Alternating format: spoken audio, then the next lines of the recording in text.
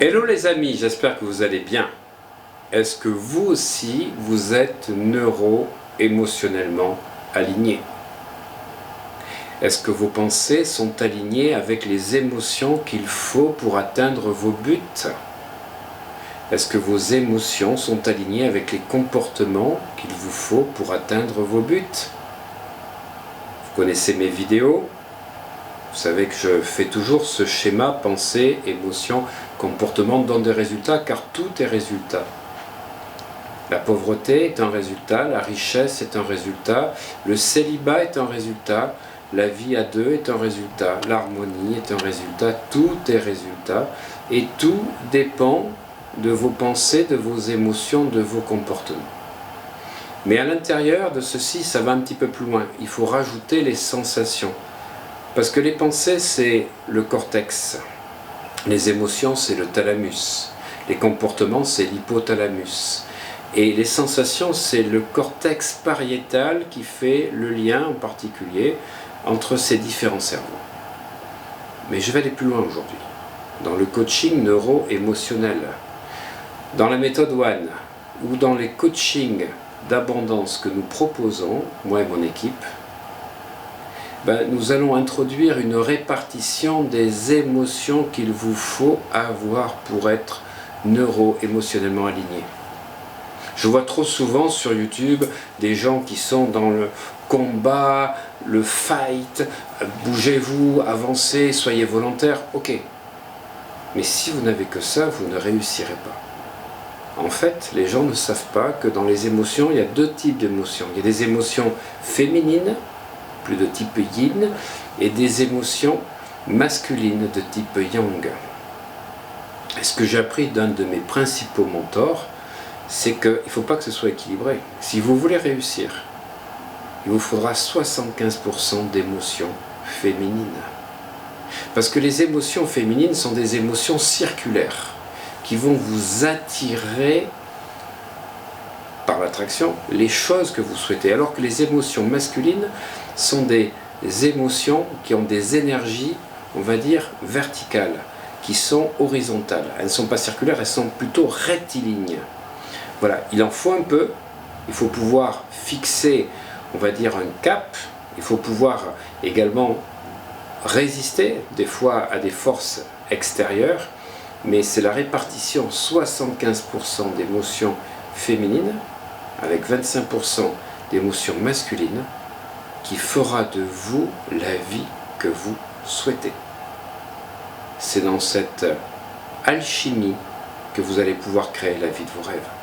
Voilà, découvrez comment, découvrez lesquels dans mes différents séminaires. À très bientôt, bye bye.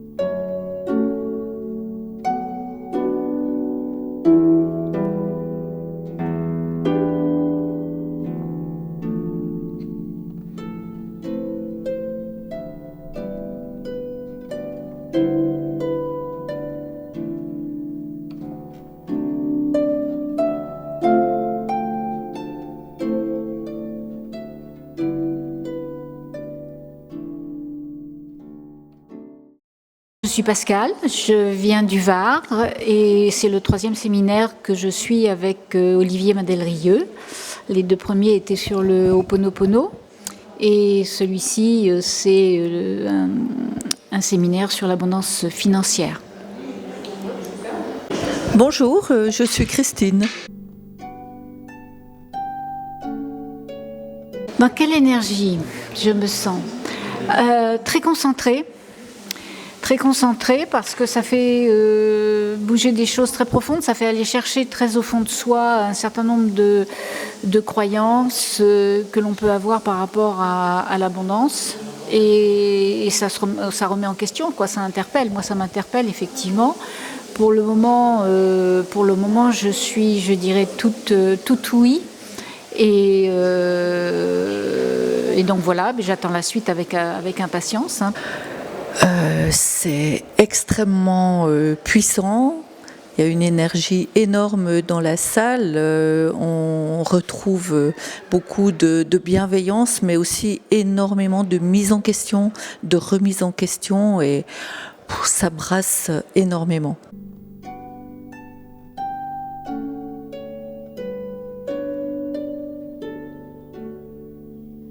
Je comprends je comprends mieux pourquoi je suis dans la situation financière qui est la mienne aujourd'hui. Déjà, je découvre ce qu'il y a en dessous qui remonte à très très loin. Et puis, comment j'envisage mon avenir financier maintenant, avec un petit peu plus de sourire, parce que j'ai bien l'intention, je ne suis pas là seulement pour apprendre, mais surtout pour mettre en pratique ce que j'apprends, parce que sinon ça ne sert à rien. Et donc mettre en œuvre, à partir de ce que je vis ici pendant ce séminaire, mettre en œuvre ce qui convient pour améliorer mon avenir financier, parce qu'il n'est jamais trop tard pour bien faire. D'identifier les blocages que l'on a programmés inconsciemment pendant notre enfance, pendant mon enfance, et de faire sauter toutes ces croyances erronées par rapport à l'argent et à tout ce qui l'impacte sur la vie.